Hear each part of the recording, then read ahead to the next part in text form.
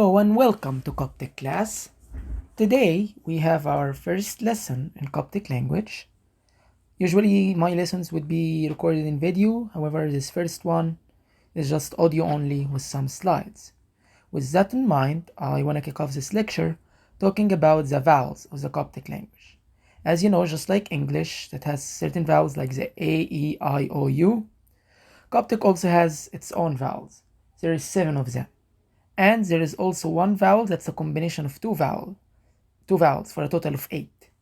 So those are what we call the Coptic vowels. So in order to learn those 8, the best way to learn them is into 3 groups. Each group has its own mnemonic, and those groups will be very helpful for us later in the future when we start learning about multiple pronunciation letters in Coptic. So for now, we're just going to know the classifications, and then for each classification, we're going to say what vowels fall under it, and also learn the rules for it and one or a couple of vocabulary words that show that pronunciation rule. So without further ado, let's first start with the classification. So when I like to do this is I divide them into 3 classifications. First is the Omicron and Epsilon combo.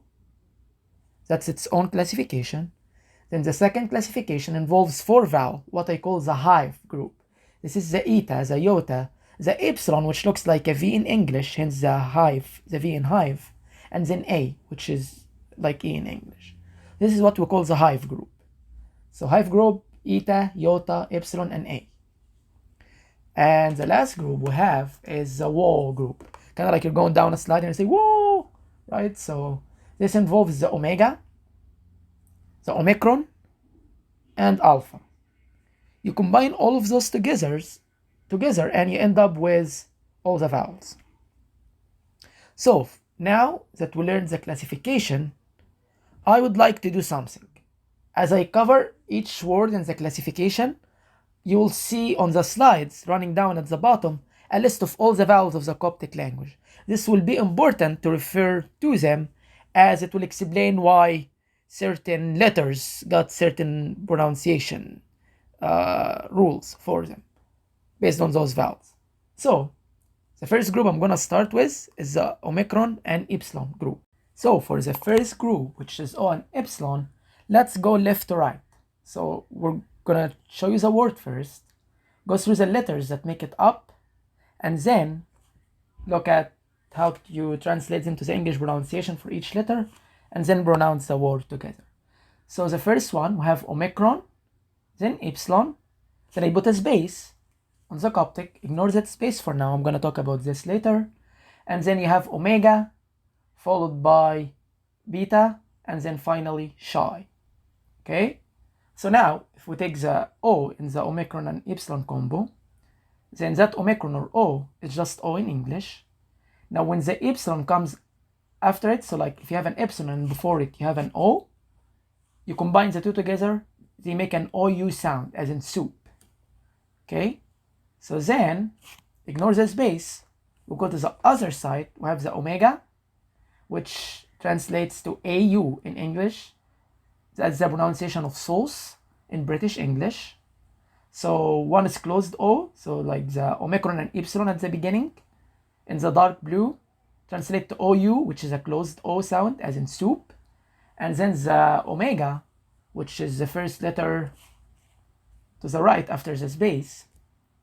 And the first one to the right after the space, the Omega, that's an open O sound, as in AU, like in souls.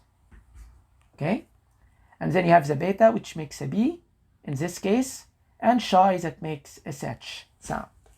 So if you combine it all together, you get O at the beginning, and then Opsh at the end.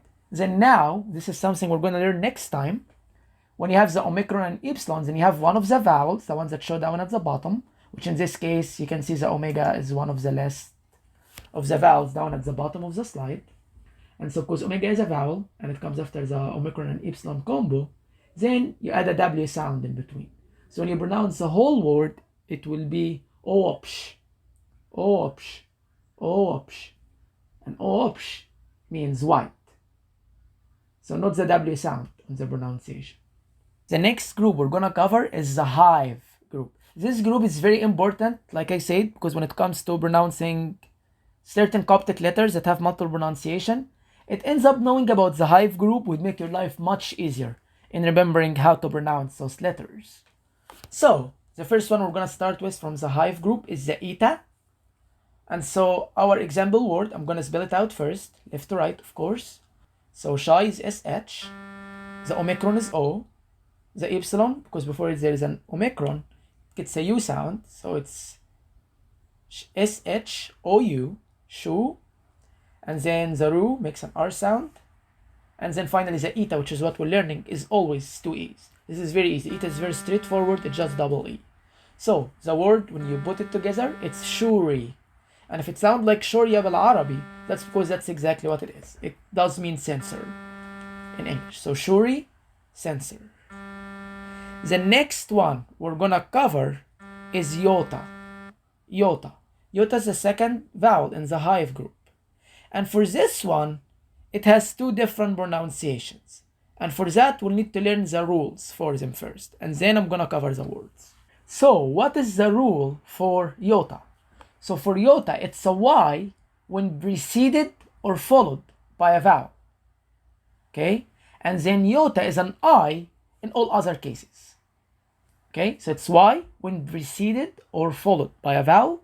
And then otherwise, it's an I. So Fadi, do you have example words for us? The answer is yes, and this is what we're gonna cover next. So yota, when preceded or followed by a vowel, remember it makes a Y sound. So a good example of this is the word in front of you here, which is yoh. Okay, so it starts with a yota. After the yota comes an omicron. Omicron is a vowel, which is one on the list, right after the omega at the bottom of the slide, the omicron. So since the omicron is a vowel and yota is followed by the omicron, so remember, if it's preceded or is the keyword, preceded or followed.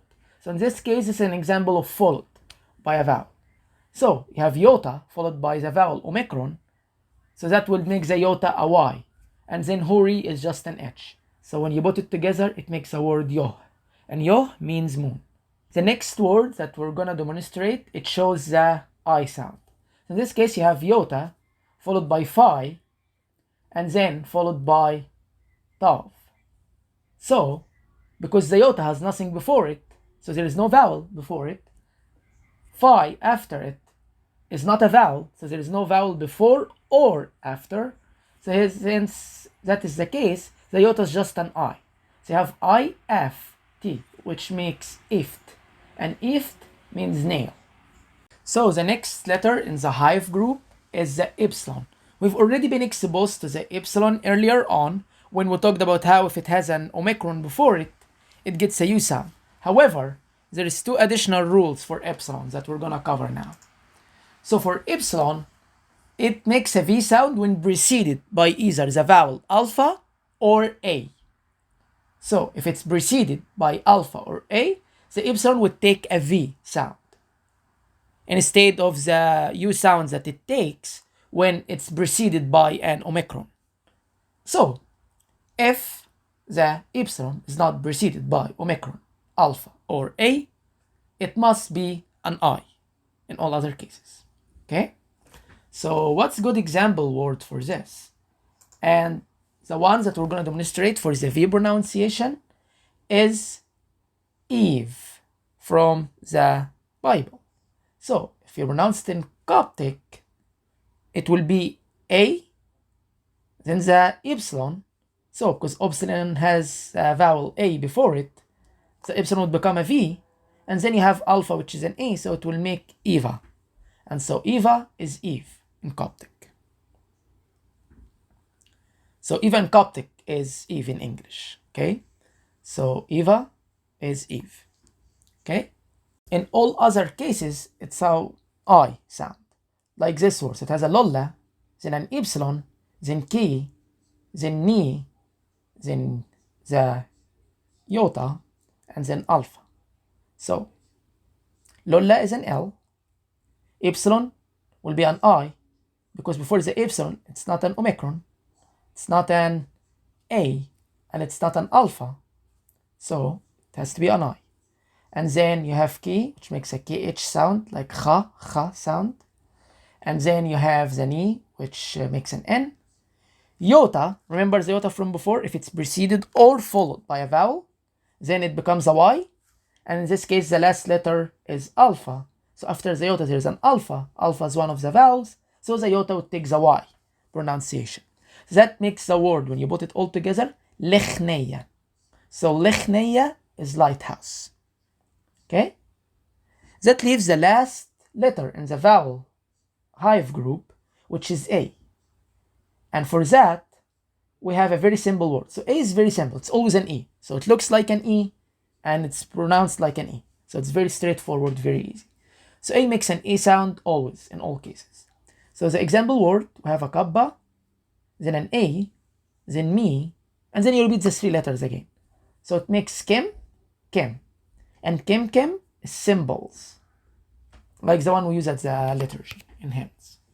So, believe it or not, we're done with the complicated group. Now we have the woe group. This is like the easiest group ever because all of the letters in that group can only have one and one pronunciation only. So it's very straightforward.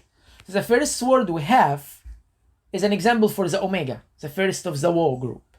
So you have an omega followed by ni, followed by chai. Okay? So the omega would make an AU sound. Remember the closed O as in sauce? And then you have the ni, which makes an N.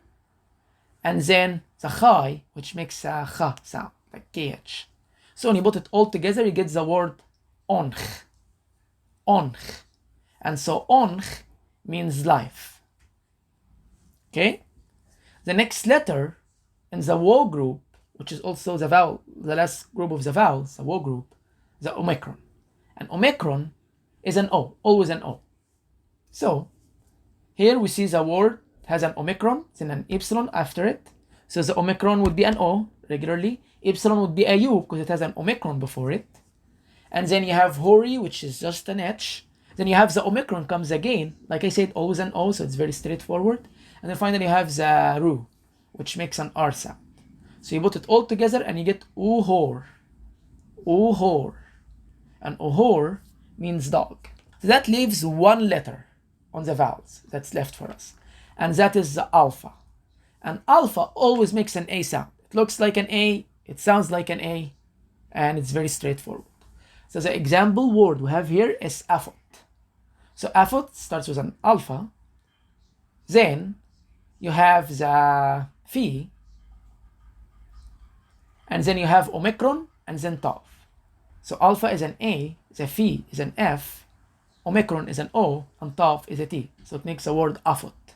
And afot means chalice or cup. So this is all I got for you for this lecture. We're just gonna do a quick recap of what we learned. So today we learned all the vowels for the Coptic language, and we learned to divide them into 3 groups to make it easier for us to memorize and even learn future letters in Coptic. And so we divided them to the omicron and epsilon group, and we used the word oopsh as an example for it, which means white. Then we covered the hive group. We started with eta, which is always EE, and our example word was shuri. Then we talked about iota, how it sometimes can be an I, sometimes can be a Y. And for the Y example, we gave the word yoh, which means moon. And then for the I example, we gave the word ift, which means nail. And then we covered epsilon, which we talked about it first on the omicron and epsilon group as an OU. And then now we talked that it can sometimes be a V if preceded by alpha or A. And we used Eva as an example, which means Eve. And we said that if it's not preceded by either the omicron, the alpha, or A, then it's always an I. And we use the word lichneya, which is lighthouse, as an example. Finally, in the hive group is the A, which is always an E, and our example word was skimkim, or symbols. Finally, the woe group, the last 3 vowels, involves the omega, which always makes an AU sound as in sauce, or what we call an oben, long O. And the word we used is onch, and onch means life. Then we have omicron, which is always an O, very easy, very straightforward, looks like an O, and it's pronounced like an O, so it's very easy. And the word we used is uhor, and uhor is dog. Finally, alpha is the last vowel we learned in that group, which is always an A, and the example word we used is afot, and afot means chalice or cup. That's all. Thank you so much for listening. Hope you enjoyed this lecture, and see you in a future one. Goodbye, all.